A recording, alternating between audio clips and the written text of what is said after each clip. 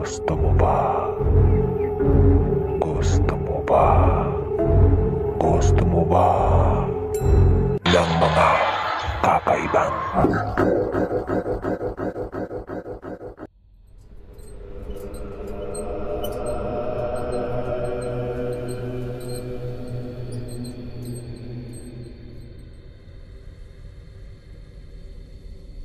Nais ko lang po sanang ibahagi sa inyo ang nangyari sa akin noong sa lumang boarding house pa lamang ako nakatira.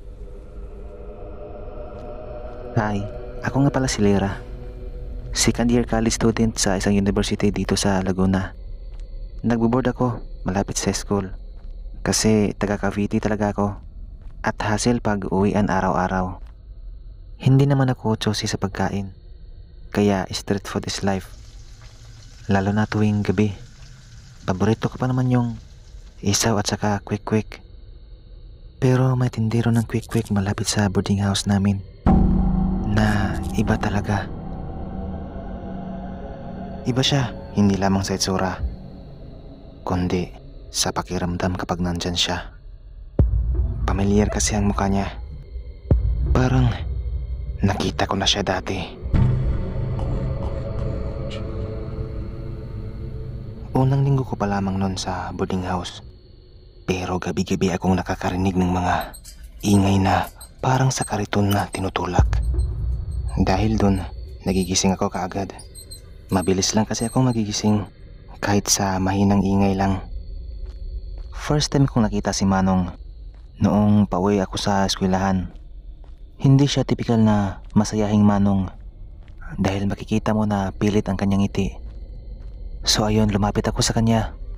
Nakita ko rin na mayroon nang bumibili, kaya lumapit na ako para bumili. Sabi ko sa kanya, magkano po sa 10? Pero ngumiti lamang siya. Nilagyan niya ako ng mga 4 na piraso. Wala siyang salita at wala ring sauce ang nilagay niya sa quick-quick ko. Pagtingin ko sa tray, parang sobrang orange ang kulay nito. At napansin kong parang may mga ugat-ugat ito. Kinain ko pa rin. Gutom talaga ako ng mga panahon yun. Pero after mga 10 minutes, sumakit ang tiyan ko sobra. Literal na parang may bumaliktad sa loob.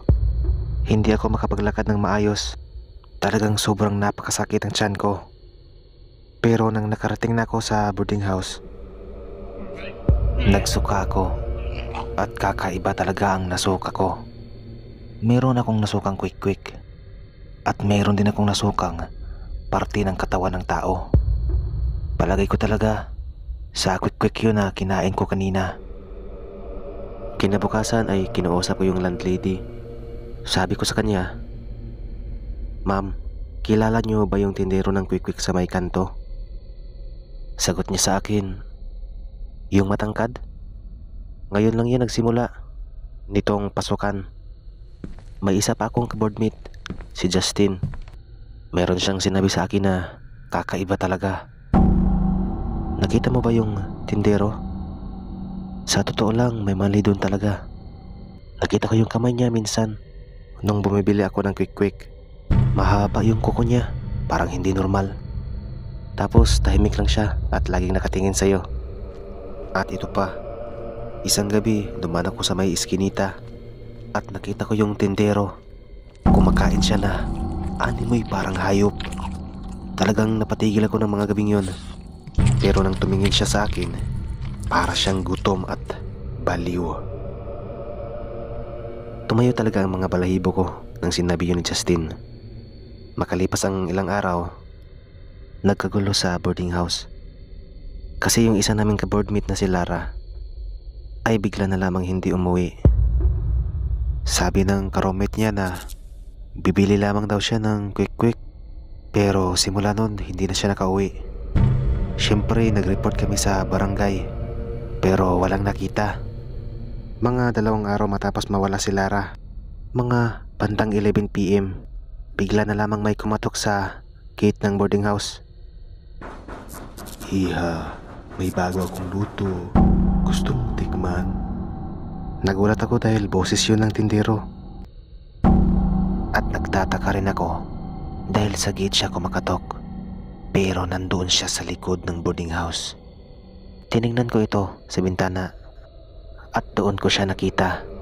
Tumalon siya sa bakod at kitang-kita ko ang itsura niya. Hindi na siya tao. Tuyong-tuyo ang balat nito at itim na itim ang kanyang mata. Pero bigla na lamang itong nawala. Literal na sumulpot na lamang ito sa harapan ko. Dahil doon ay agad kong sinirado ang bintana at bumalik ako sa kwarto dahil sobra talagang takot ang nararamdaman ko noon. Pero naririnig ko pa rin ang mga ingay galing sa labas ng bahay. Merong ingay ng kariton at meron ring mga kaluskos na galing sa labas.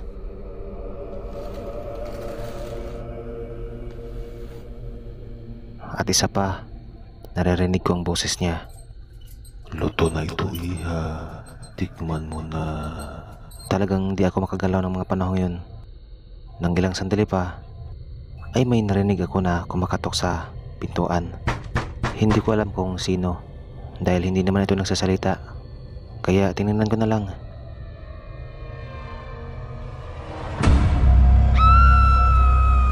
Nagulat talaga ako. Pero isa lang palang yung masamang panaginip. Pero yun ang akala ko. Dahil nakita ko ang pintuan ng kwarto ay bahagyang nakabukas. At pumunta rin ako sa likod ng boarding house. Nakita ko roon ang nagkalat na quick-quick. At isa pa, nandoon din yung kariton niya. Pero ito talaga, kahit na lumipat na ako ng boarding house, ay naririnig ko pa rin ang boses niya. At pakiramdam ko talaga na nandito lamang siya. Nakamasid lamang siya sa akin. Isang hapon nga nung pauwi ako galing sa school, nakita ko yung nagbibenta pa rin ng quick-quick. Pero di ko sure kung yung tindero na yon, kasi hindi na talaga ako lumalapit. Pero nang tinignan ko itong mabuti, di na nga ito yung tindero. Pero halos parehas lang sila ng ngiti. Kayo mga katakot, nakikilala nyo ba ang lalaking ito?